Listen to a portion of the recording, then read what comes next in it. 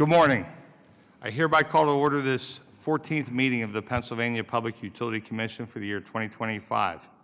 We will welcome everyone joining us here in the room today, as well as those joining us on the live stream. Please stand for the Pledge of Allegiance.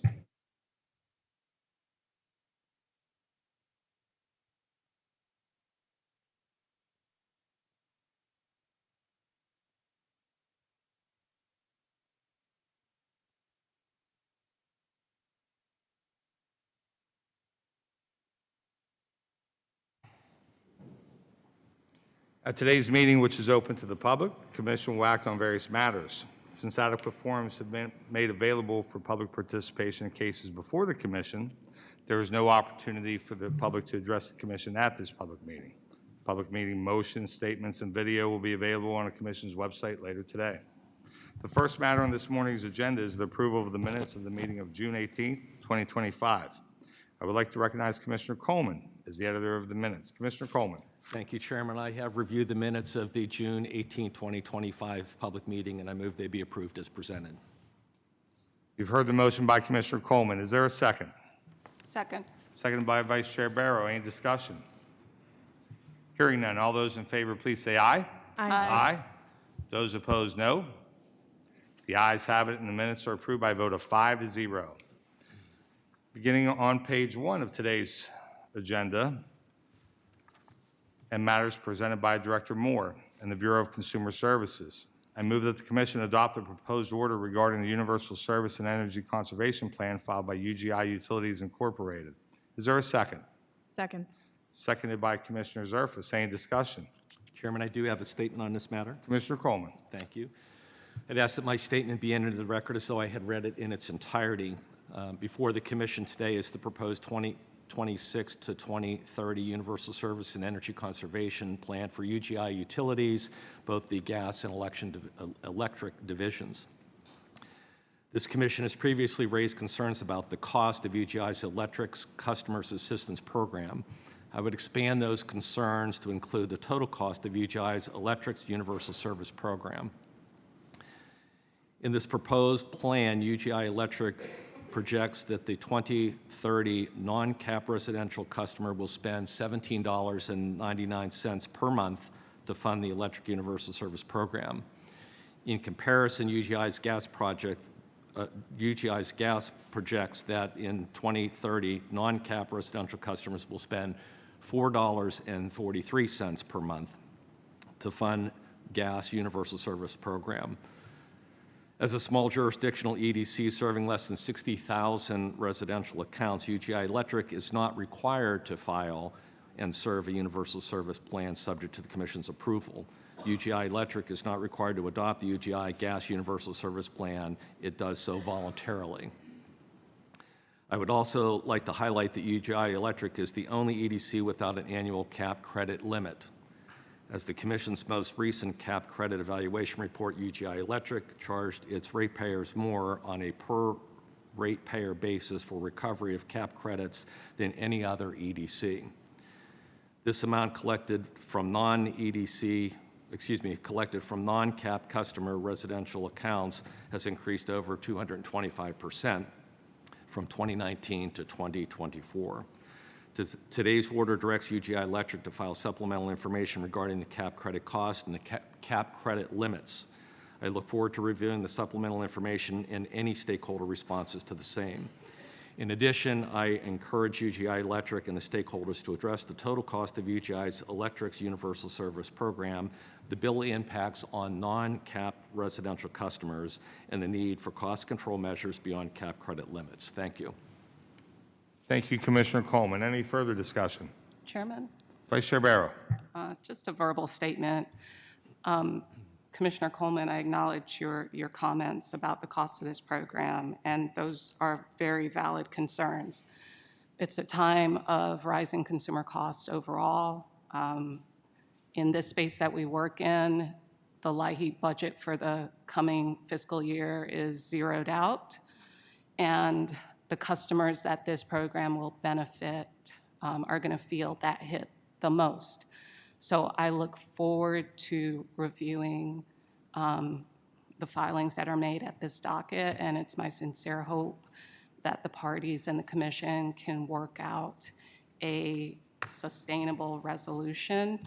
And I do also acknowledge the burden on other residential customers for the program. So I do look forward to seeing what's filed. Thank you. Thank you, Vice Chair Barrow. Any further comments? Mr. Chairman, I would like to associate myself with the Vice Chair's comments. Thank you, Commissioner Zerfas. Any further comments? Hearing none, all those in favor, please say aye. Aye. Those opposed, no. The ayes have it, and the matter is approved by a vote of 5-0. Turning to page 2, a matter is presented by Director Hafner in the Office of Special Assistance. I move that the Commission adopt the proposed opinion and order regarding the formal complaint of Hidley Fiedler versus the Metropolitan Edison Company. Is there a second? Second. Seconded by Vice Chair Barrow. Any discussion? I do have a statement in this matter, conflict statement. Before joining my staff as counsel, Joel Cheskis was employed by the Commission's Office of Administrative Law Judge and worked on this case. Please note he's not advised me in this matter. Any further comments? Hearing none, all those in favor, please say aye. Aye. Those opposed, no. The ayes have it, and matters approved by a vote of 5-0. Turning to page 2, continuing on page 2, I move that the Commission adopt in an omnibus motion, beginning with the remaining item on page 2 regarding the formal complaint of Nancy Thomas versus the Metropolitan Edison Company, and continuing the omnibus to include both items on page 3, both items on page 4, and both items on page 5, ending the omnibus with the application of TMTR LLC. Is there a second? Second. Seconded by Commissioner Zerfas. Any discussion? Hearing none. All those in favor, please say aye. Aye. Aye. Those opposed, no. The ayes have it, and matters are approved by a vote of 5-0. Turning to page 6 of today's agenda, matters presented by Director Diskin in the Bureau of Technical Utility Services. I move that the Commission adopt in an omnibus motion both items on page 6, beginning with the application of Astound Networks Pennsylvania LLC, and continue the omnibus to include both items on page 7, and the first item on page 8, ending the omnibus with the letter of notification filed by PPL Electric Utilities Corporation regarding transmission lines in Monroe County. Is there a second? Second. Seconded by Vice Chair Barrow. Any discussion? Hearing none, all those in favor, please say aye. Aye. Those opposed, no. The ayes have it, and matters are approved by a vote of 5-0. Continuing on page 8, I move that the Commission adopt the proposed order regarding the letter of notification filed by PPL Electric Utilities Corporation to reconstruct transmission lines in Montour, Northumberland, and Lycoming counties. Is there a second? Second. Seconded by Commissioner Zerfas. Any discussion? I do have a motion in this matter, so I would ask Vice Chair Barrow to chair the meeting. Chairman DeFrank, you're recognized for purposes of your motion. Thank you. I ask that my motion be entered into the record as though I read it in its entirety. Before the Commission is PPL Electric's letter of notification, or LON, filed on May 15, 2025. PPL requests approval to reconstruct the Montour-Sagers 230 kV transmission line located in portions of Montour, Northumberland, and Lycoming counties. The company states that reconstruction of the Montour line is necessary to resolve significant asset health condition concerns across the double-circuit transmission line associated with the presence of pack-out rust in the existing Core 10 steel lattice towers. The Montour line was constructed in the early 1970s and includes 37 weathering steel Core 10 steel lattice towers and 74 steel monopoles spanning approximately 12.7 miles. Core 10 lattice towers were commonly installed by the industry during this time because it was believed that the corrosion-resistant properties of weathering steel would reduce future maintenance needs and costs. The Core 10 towers were expected to have a service life of approximately 75 years at the time they were installed. PPL submits that independent field investigations and assessments were conducted on the Montour line in 2013, 2019, and 2024. These were conducted by separate third-party entities and revealed that aging Core 10 structures on the Montour line are showing signs of accelerated deterioration.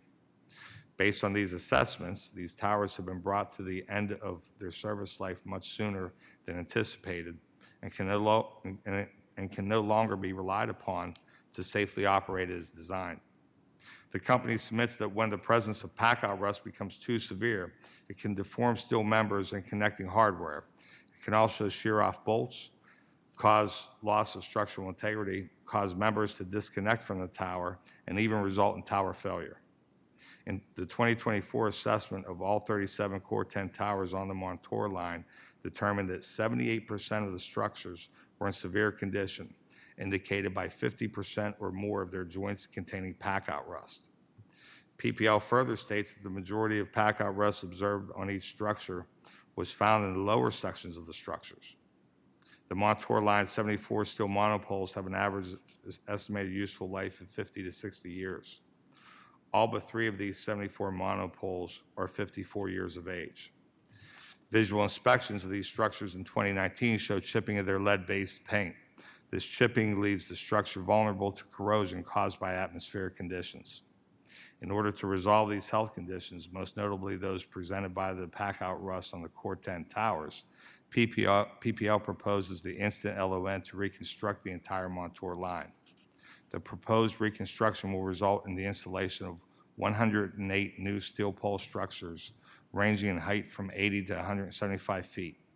PPL projects the total 45-year cost to own and operate the line, given approval on this LON, at $180.8 million. The company has presented various alternative cost projections to operate and own the Montour line over a 45-year period. They include partial structure replacement with full reconductoring, projected at $230.3 million, structure restoration, projected at $256.1 million, and partial structure replacement with partial reconductoring, projected at $181.6 million. This is not the first time this commission has been presented with issues regarding PPL's Core 10 transmission infrastructure, having approved the PPL LON filing on March 27, 2025, regarding similar issues on the company's Mountain Jenkins-Stanton 230 kV transmission line. Upon review of the instant LON, I submit that it conforms with the requirements of our regulations at 52 PA Code 57.72, because the project reconstructs the Montour line in a manner that does not substantially alter the existing right-of-way.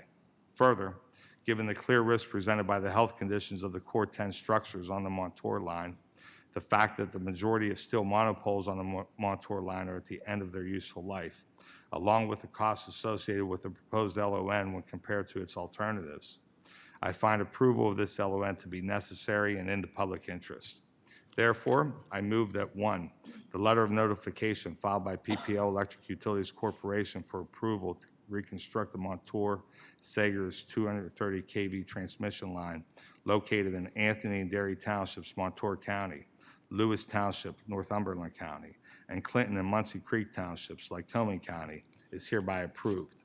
2, upon completion of the subject project, PPL Electric Utilities Corporation shall file the final project costs with the Commission. 3, upon completion of ordering paragraph 2, this proceeding be closed. And 4, the Bureau of Technical Utility Services draft an order consistent with this motion. Thank you, Vice Chair Barrow. Thanks, Chairman. Is there a second on the motion? Second by Commissioner Yanora. Any discussion on the motion? I have a brief verbal on this. We've seen this Core 10 rust issue quite a bit, and that's a slam dunk for me. The facilities need to be replaced. I would ask PPL and our other EDCs that when, as part of a project like this, they are replacing facilities that are not in imminent danger of failure, that they err on the side of over-explaining the cost-benefit analysis, please. That was the only thing that gave me pause with this one. Any further discussion? Hearing none, all those in favor of the motion say aye. Aye. Aye. No objections. I also am an aye. On final adoption, is there any objection to using the previous roll call? Hearing none, the recommendation is adopted as amended by the motion by a vote of 5-0, noting my verbal statement. Thank you. Thank you, Vice Chair Barrow. Continuing back on our agenda, at the bottom of page 8, I move that the Commission adopt an omnibus motion, the remaining item on page 8, beginning with the application of Fiber Asset Co. LLC, and then continuing the omnibus to include both items on page 9, ending the omnibus with the application of Environ Energy LLC. Is there a second? Seconded by Vice Chair Barrow. Any discussion? Hearing none. All those in favor, please say aye. Aye. Those opposed, no. The ayes have it, and the matters are approved by a vote of 5-0. Turning to page 10, and matters presented by Chief Counsel Screven and the Law Bureau. It should be noted that the matter regarding the petition of relief filed by Alleghenies Broadband Incorporated has been postponed to the public meeting of August 14th. Turning to page 11 of today's agenda, and matters presented by Chief L.J. Rainey in the Office of Administrative Law Judge. I move that the Commission adopt in an omnibus motion both items on page 11, beginning with the recommended decisions of A.L.J. Haas and A.L.J. Arnold regarding the petition filed by Pittsburgh Water, and continuing the omnibus and ending the omnibus to include the single item on page 12 with the recommended decision of A.L.J. DeVoe in the purchase gas cost filing by Columbia Gas of Pennsylvania. Is there a second? Second. Seconded by Commissioner Zerfas. Any discussion? Hearing none. All those in favor, please say aye. Aye. Those opposed, no. The ayes have it, and matters are approved by a vote of 5-0. That concludes the regular agenda for today. Now turning to the carry-in agenda. On page 1 of the carry-in agenda, and additional items presented by Director Hafner in the Office of Special Assistance. I move that the Commission record the action taken by notational vote on July 17, 2025, via issuance of an opinion in order retaining jurisdiction in the matter involving the Act 129 implementation order. Is there a second? Second. Seconded by Vice Chair Barrow. Any discussion? Hearing none. All those in favor, please say aye. Aye. Those opposed, no. The ayes have it, and the matter is approved by a vote of 5-0. Turning to page 2 of the carrying agenda and additional items presented by Director Diskin and the Bureau of Technical Utility Services. I move that the Commission adopt a proposed opinion in order regarding Veolia Water, Pennsylvania's proposed lead service line replacement program. Is there a second? Second. Seconded by Commissioner Zerfas. Any discussion? Hearing none. All those in favor, please say aye. Aye. Those opposed, no. The ayes have it, and the matter is approved by a vote of 5-0. That concludes today's agenda items. If there is no other business to come before the Commission, is there any objection to adjourning the meeting? Hearing none, we are adjourned.